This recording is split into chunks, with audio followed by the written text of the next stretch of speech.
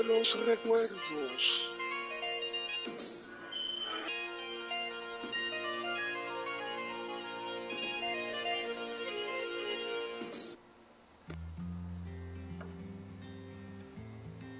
Saludos y lindo día. Reciban un caluroso abrazo desde Puerto Rico. En esta nueva entrega del Baúl de los Recuerdos, estaremos considerando la página 11 de la revista La Atalaya del 1 de julio del año 1980 y el artículo que lleva como título ¿Tiene Dios un nombre personal? Iniciamos con la búsqueda en la biblioteca en línea de la JWORG sobre información relacionada al tema de investigación eficaz. Y respecto a ello, en esta captura de pantalla de dicha búsqueda está un listado de las fuentes de información necesarias para llevar a cabo lo que se denomina una investigación eficaz. Pero vamos a hacer un paréntesis aquí, porque hay que señalar que todas estas publicaciones y recursos citados hoy día pues no son considerados confiables, ya que pues como nos vamos a quedar sin fuentes para la investigación eficaz, que es nuestro objetivo, trae a saber la pronunciación e identificación y origen del nombre personal de Dios, porque muchas de estas publicaciones vamos a ver lo que ha sucedido con ellas.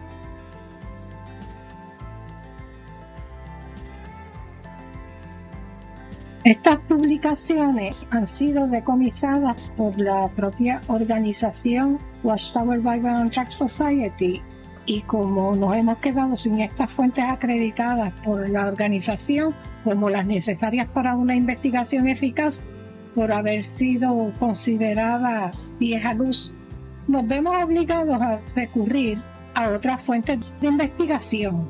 Miremos entonces qué ofrece la academia en este caso. La academia no considera tradicionalmente a la enciclopedia en línea Wikipedia como una fuente autorizada y de peso en la investigación, pero en lo personal considero que Wikipedia ofrece como herramienta algo muy bueno y es que en su sección de notas provee las fuentes a todas las publicaciones que cita y nos facilita de ese modo poder buscar dichas fuentes y acceder al contenido de las mismas de primera mano y proceder a tener una visión clara de lo que dicha fuente está ofreciendo. Veamos este caso sobre Raimundo Martí. Raimundo Martí dice que nació en Subirá 1220 y murió después del 1284 de la Era Común. Fue un dominico catalán, teólogo y orientalista. Su nombre aparece citado de forma muy diversa: Ramón, Ramón, Raimundo, Raimundus, Raimundus, Raimundo o Raymond, y su apellido como Martí, Martí, Martín, Martín o Martinus. Fue dedicado por su orden al estudio de las lenguas orientales desde 1250. Dice que realizó otras obras apologéticas del cristianismo en polémica contra el judaísmo y el islam, utilizando sus propias escrituras sagradas y otros textos religiosos de ambas religiones. Hacia el 1256 escribió Explicación simbólica, apostólica e institucional, fielmente escrita antes de 1278, y el resumen contra el Corán y el cabestro judío, y después de esta fecha el Puyo Fidei Christiane, escrita en latín y hebreo, o sea, el puñal de la fe cristiana, y se citan varias obras como aparecen aquí, y que por lo tanto Raimundus puede ser citado con diferentes formas su nombre, muchos nombres, muchas formas para Raimundo. Y si notamos, tenemos aquí en las notas la Enciclopedia Católica, que es de donde se toma esta información, y la vamos a ver en la próxima lámina. Vemos aquí la lámina donde aparece la información reseñada por la enciclopedia en línea Wikipedia. Tenemos aquí la fuente, que es www.catholic.com, encyclopedia/Raymond Martini. Así que podemos buscar la información en ese lugar y nos da los datos de la enciclopedia católica sobre Raymond Martini. Y cuando leemos, básicamente es la misma información que aparece en Wikipedia, con muy pocas variantes, pero el texto pues es muy congruente con lo que vimos anteriormente.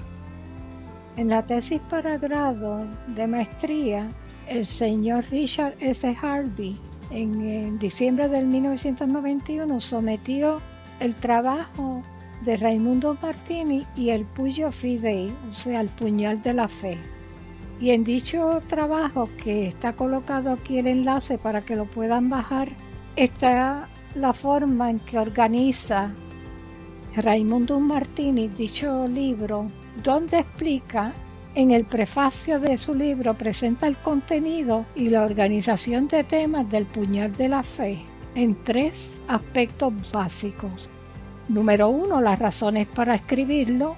Número 2, los métodos usados. Y número 3, la defensa de las acusaciones. Básicamente explicando el qué, el por qué y para qué está redactado. Alineando con el puñal de la fe toda la estructura de su trabajo de maestría sometido. La primera parte consta del Puyo Fidei, consta de 26 capítulos que van desde la refutación y opiniones de los filósofos hasta ciertas herejías cristianas y preguntas teológicas. La segunda parte se compone de 2 secciones, una que trata sobre la venida del Mesías, como que ya ha acontecido, y la divide en varios capítulos. La otra sección habla sobre la refutación, objeciones judías, y está dividida también en capítulos, y está dedicado principalmente a las tribus de Israel, a las sectas judías, al tiempo de Jesús, etc. La tercera parte consta de 3 subsecciones. La primera sección, que sería la tercera A, trata sobre la Trinidad, y es aquí donde aparece escrito el nombre Jehová por primera vez alegadamente, donde aparece dicho nombre, y esto es circa 1270, siglo XIII. La sección 3b expone como prueba base de sustanciar la doctrina cristiana del pecado original y el resultado de necesitar entonces la redención divina, o sea, la redención por medio del sacrificio de Jesús.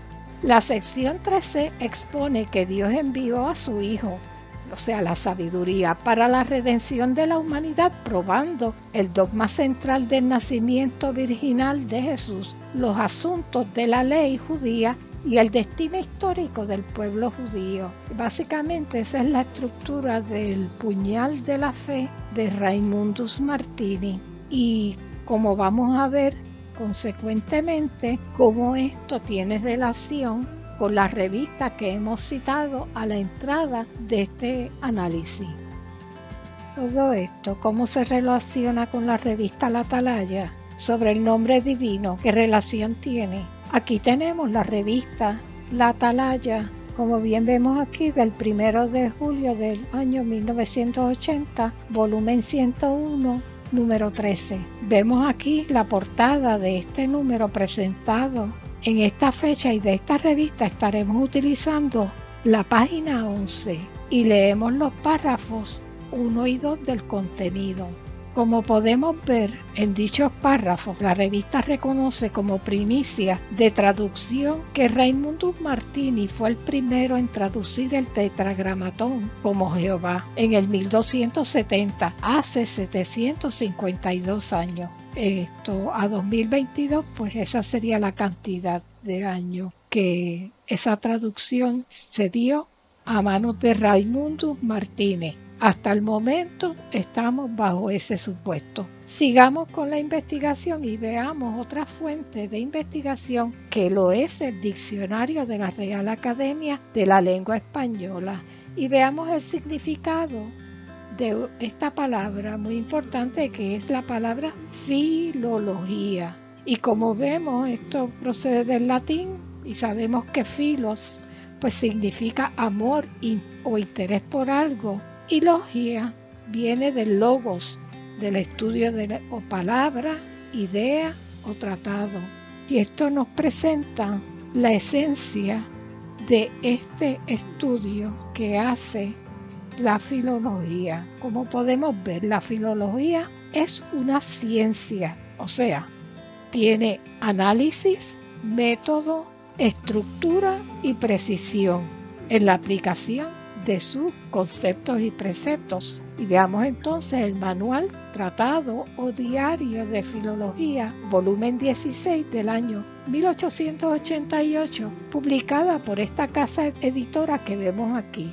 En este número encontramos el número 31 del volumen 16 del estudio del Puyo Fidei, o sea, el puñal de la fe, hecho por este señor que vemos aquí, S.M. Schiller, Cines, en la página 131 de este manual de filología. Leamos, pues, lo que nos presenta en la página 136 de su análisis sobre el Puyo Fidei.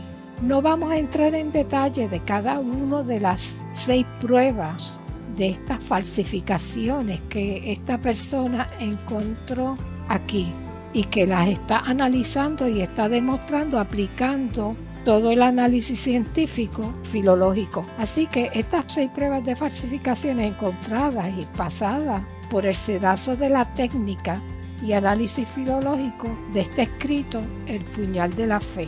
Nos interesa leer la postdata de este análisis que la vamos a ver a continuación. Tenemos la postdata del manual de filología, volumen 16, página 152, y es bien interesante esta postdata que escriben aquí en el manual, donde dice: el artículo anterior es sustancialmente idéntico a Raimundus Martini, escrito originalmente para el volumen 20 de la Enciclopedia Británica y posteriormente retirado por consideración al erudito doctor de Berlín, quien para entonces tenía 92 años. Pero el Dr. Sons, como el Dr. Pusey, ahora están con Dios, donde nada pero la verdad pura y absoluta puede prevalecer, y pensamos que era nuestro deber para dar toda la verdad, porque si uno debe alguna consideración a los vivos, uno ciertamente no debe a los muertos nada más que la verdad. Así que es muy interesante ver que este análisis expuesto en el manual de filología se publicó dando la verdad a conocerse respecto al escrito El Puyo Fidei por Raimundus Martini, donde se le estaba adjudicando unas credenciales que no le correspondían, probados por el sedazo científico posteriormente. Así que muy interesante rebuscar en la historia, donde uno puede encontrar muchas cosas que le quitan la tapa que la historia obligada, la historia aceptada nos quiere imponer. Pero esto no termina aquí, vamos más adelante. Tenemos el significado de acuerdo a la Real Academia Española, la definición de Masoreta como que es cada uno de los gramáticos hebreos que, recogiendo las seculares tradiciones precristianas, se ocuparon asiduamente durante los siglos 6 a 10 en fijar por medio de vocales que añadieron la verdadera lectura de la Biblia y en dividir y estudiar los libros, partes, secciones, versículos, palabras, letras y mociones del texto sagrado hebreo, determinando los caracteres gramaticales de cada una de las materias clasificadas, su número, su posición, sus concordancias y diferencias. La Enciclopedia Británica, bajo Yahvé, muestra que los masoretas, desde aproximadamente el siglo 6 al 10, trabajaron para reproducir el texto original de la Biblia hebrea.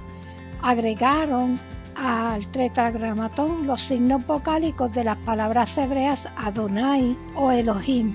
Los eruditos cristianos de habla latina reemplazaron la Y, que no existe en latín, con una I latina o una J, la última de las cuales existe en latín como una forma variante de I latina. Así el tetragramatón se convirtió en el nombre latinizado artificial Jehová.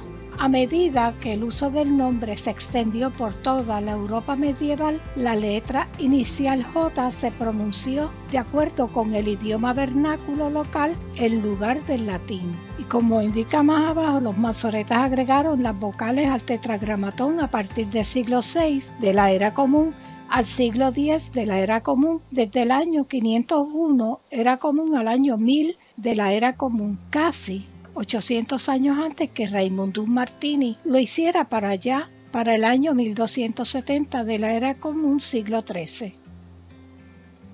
La revista La Atalaya, en su edición del 1 de julio de 1980, atestigua en el artículo analizado en la página 11, donde adjudica a Raimundus Martini haber sido el primero en traducir allá para 1270 de la Era Común el tetragramatón como Jehová. La organización Watchtower alimentaba y alimenta a las congregaciones con este alimento espiritual a sabiendas de conocer su procedencia, inexactitud y fundamento humano. Los masoretas agregaron las vocales al tetragramatón a partir del siglo VI de la Era Común al siglo X de la Era Común, casi 800 años antes de que Raimundus Martini lo hiciera en el año 1270 de la Era Común, siglo XIII. Raimundus Martini utilizó el texto masorético que ya había añadido el texto hebreo, los signos Elohim y Adonai, continuando y reproduciendo de este modo el nombre artificial Jehová, acuñado este nombre en su libro El Puyo Fidei, el puñal o daga de la fe. La Watchtower Bible and Tract Society tiene bajo su sombrilla la Congregación Cristiana de los Testigos de Jehová, sirviendo como entidad, bajo error y engaño, sirviendo a un hombre de hechura humana y vendido a la comunidad como el verdadero. Podemos concluir a base de las evidencias mostradas e incluidas en esta investigación que la información que la revista La Atalaya presentó el 1 de julio del 1980 no es del todo correcta. Podemos concluir basándonos en las fuentes recopiladas mediante una investigación eficaz que la información presentada en la revista ahora es desechada por la organización, y tenemos que ver que en su momento esta información fue herramienta de argumentación para los testigos de Jehová en su servicio al campo, en la predicación. Un pequeño detalle que muestra lo descartable que es el esfuerzo de los adeptos ante las nuevas luces que seguirá produciendo per secula seculorum esta secta. Espero que este trabajo haya sido de su agrado y nos vemos en una próxima presentación. Hasta luego.